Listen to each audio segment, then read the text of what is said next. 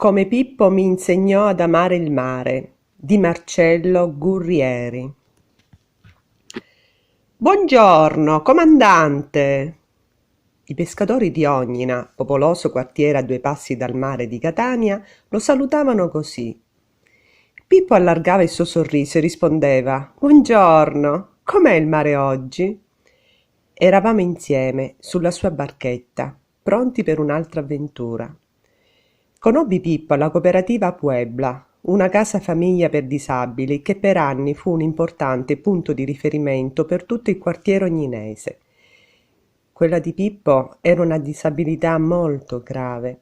Riusciva a muovere a malapena la testa.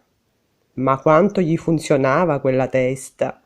Organizzatore impeccabile, non solo dei suoi movimenti giornalieri, ma di eventi, viaggi, feste.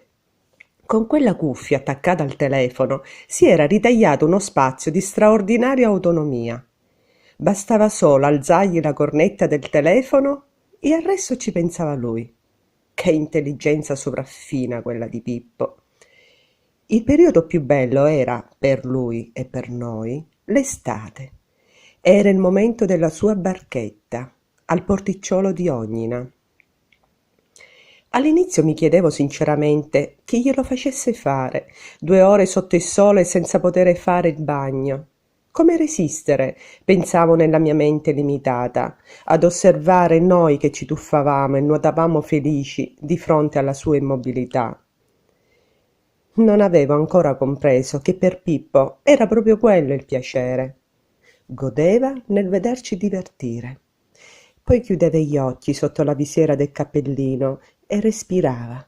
Respirava l'odore del mare, quella brezza così evocativa per lui, che sul mare c'era cresciuto. Da ragazzina a San Giovanni di Cudi, borgo marinaro non distante dal centro di Catania, in seguito del trasferimento a Ognina. Conosceva a memoria il mare di Catania. Comandava le nostre remate fino alle cosiddette Ruttazzi, le grotte naturali di origine lavica dove, raccontava, gli antichi pescatori trovavano rifugio dalla rumorosità delle famiglie numerose e riposo dal lavoro molto stancante della pesca. Non parlavamo con un disabile, parlavamo con un amico e basta, perché Pippo era straordinario nel metterci a suo agio.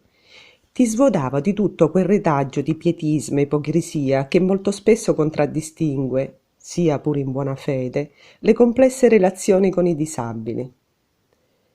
Pippo di cognome faceva felice, e lo era.